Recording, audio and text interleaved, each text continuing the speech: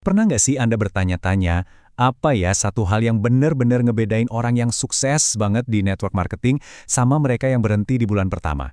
Jawabannya mungkin bakal bikin Anda kaget, soalnya ini bukan tentang bakat atau pesona. Ini cuma satu keterampilan dasar yang kalau Anda nggak kuasai, pintu kesuksesan itu bakal selalu ketutup rapat.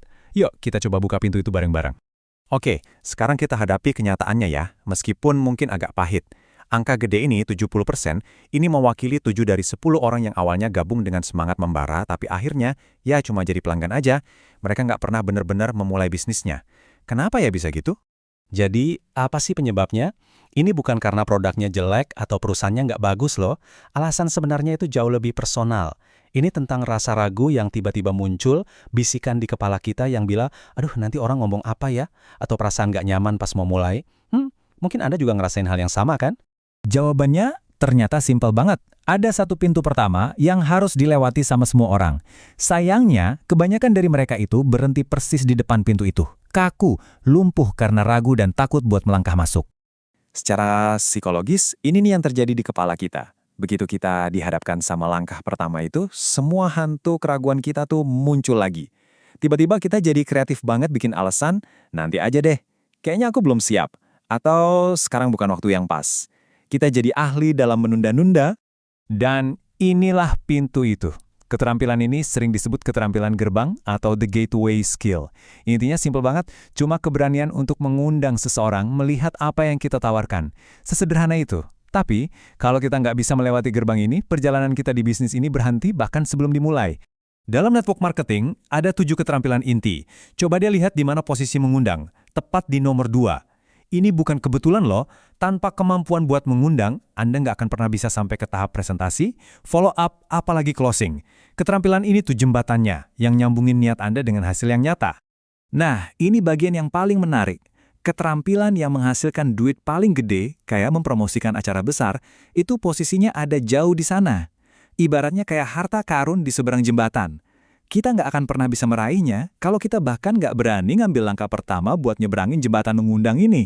Tapi, ini dia kabar baiknya. Dan ini benar-benar mengubah cara pandang. Anda tuh nggak harus jadi presenter yang hebat atau penjual yang jago ngonong buat berhasil.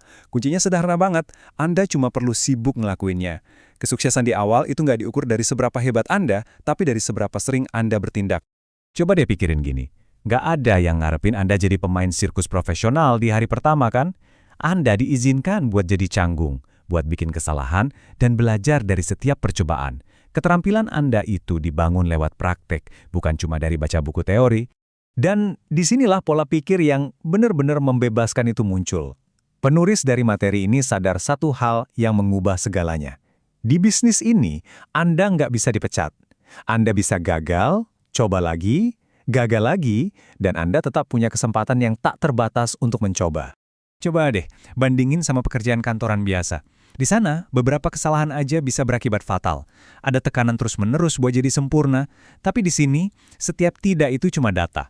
Setiap kesalahan itu ibaratnya biaya kuliah gratis. Anda punya kemewahan buat belajar dan tumbuh tanpa ada ancaman dipecat.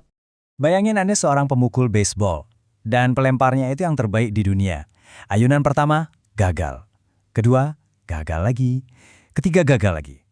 Tapi, gimana kalau Anda dikasih tahu kalau Anda boleh mengayun sebanyak yang Anda mau? Tanpa batas. Secara statistik, cepat atau lambat Anda pasti akan kena bola itu. Jadi pertanyaannya bukan lagi jika, tapi kapan? Jadi kalau kita tarik kesimpulan, resep suksesnya itu bukan bakat super atau pengalaman puluhan tahun. Resepnya cuma 3 hal ini. Kemauan untuk memulai saat Anda belum siap, keberanian untuk nanggung sedikit rasa canggung di awal, dan yang paling penting, kegigihan untuk terus mencoba, lagi dan lagi. Jadi, setelah kita bedah semua ini, pertanyaannya bukan lagi tentang apakah Anda punya bakat atau tidak. Pertanyaannya sekarang kembali ke Anda. Apakah Anda bersedia? Bersedia untuk menyingkirkan rasa takut itu? Melangkah melewati gerbang dan mengambil ayunan pertama Anda?